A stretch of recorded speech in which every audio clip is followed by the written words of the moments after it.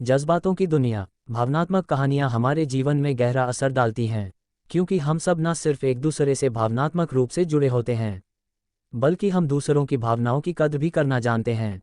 इसलिए हमें हमेशा एक दूसरे से जोड़े रखती हैं। भावनात्मक कहानियाँ हमें विभिन्न भावनाओं का अनुभव करने का और उनसे सीखने का मौका प्रदान करती हैं। एक भावनात्मक कहानी न केवल हमें मनोरंजन प्रदान करती है, बल्कि हमें जीवन के असली मूल्यों को समझने का भी अवसर देती है।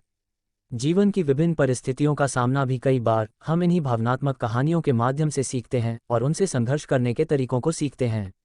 ये कहानियाँ हमें सहानुभूति, प्यार, उत्साह और उदाहरण से भर देती हैं। इन कहानियों के द्वारा हम अच्छे और बुरे समयों का सामना करना सीखते हैं, और ये कहानियाँ हमें सही मार्ग पर चलने के लिए प्रेरित भी करती हैं। इस प्रकार की भावनात्मक कहानियाँ हमारे मन, आत्मा को छू लेती हैं और साथ ही साथ हमारे आत्मविकास में सहायक होती हैं। ये कहानियाँ हमें अपनी भावनाओं को समझने में मदद करती हैं, और हम कहीं ना कहीं अपनी अंतरात्मा को भी इससे जुड़ा हुआ महसूस कर पाते हैं। तभी तो भावनात्मक कहानियाँ इतनी खास होती हैं। इन कहानियों के माध्यम से हम अपने जीवन को और भी महत्वपूर्ण और सार्थक दृष्टिकोण से देखने की क्षमता प्राप्त कराती है। इसीलिए हम आपके लिए कुछ कहानियाँ लेकर आए हैं। एक समय की बात है, एक छोटे से गांव में माया नाम की एक बूढ़ी औरत रहती थी।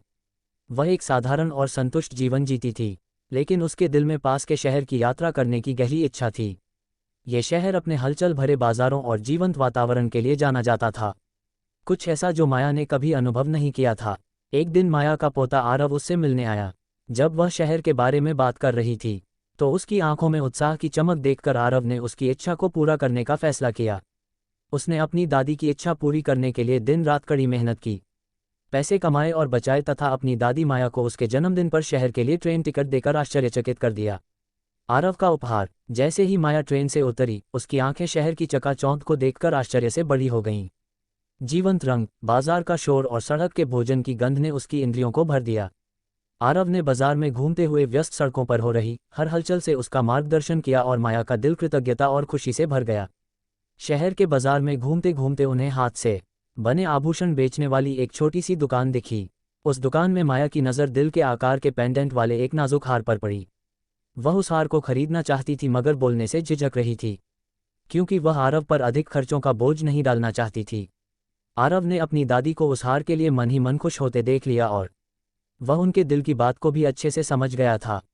इसलिए उसने अपनी दादी से जोर देकर कहा कि उसे यह हार खरीद लेना चाहिए। आरव की जिद के आगे माया ने घुटने तक दिए और वह हार लेने के लिए मान गई। इसके बाद वे गांव लौट आए। वहां से लौट आने के बाद माया हर दिन हार पहनती थी, क्योंकि उनके लिए ये सिर्फ आभूषण का एक टुकड़ा नहीं था, बल्कि यह आरव के प्यार और समर्पण का नतीजा था, जो उसने अपनी दादी के लिए दिखाया था। इसके अलावा ये हार माया को उसका सपना पूरा होने की याद दिलाता था।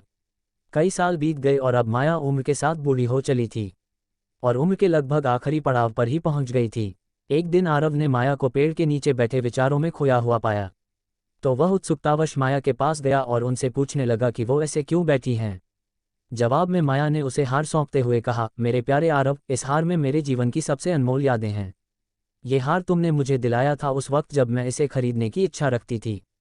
इस वजह से भी यह मेरे लिए बेहद खास उपहार है, क्योंकि मैं जानती हूँ कि तुमने कितनी मेहनत करी थी मुझे शहर घुमाने के लिए और इस हार को दिलाने के लिए। इस वजह से इस हार से मैं भावनात्मक रूप से जुड़ चुकी हूँ, लेकिन अब मैं उम्र के इस पड़ाव पर आ चुकी जहाँ से आगे नहीं बढ़ा जा सकता। इसलिए मैं चाहती हूँ कि इस हार को अब तुम रख लो।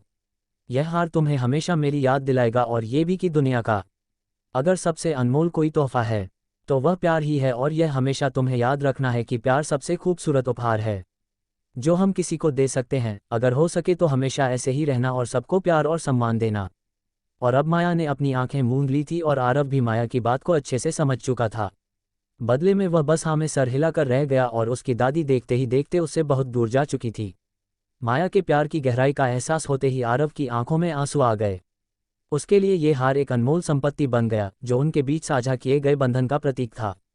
और इसलिए माया की आखिरी मगर सरल इच्छा ने एक गहन एहसास को जन्म दिया कि सबसे मूल्यवान उपहार भौतिक संपत्ति नहीं है, बल्कि वह प्यार, देखभाल और यादें हैं जो हम उन लोगों के साथ बनाते हैं जो हमारे करीब होते हैं।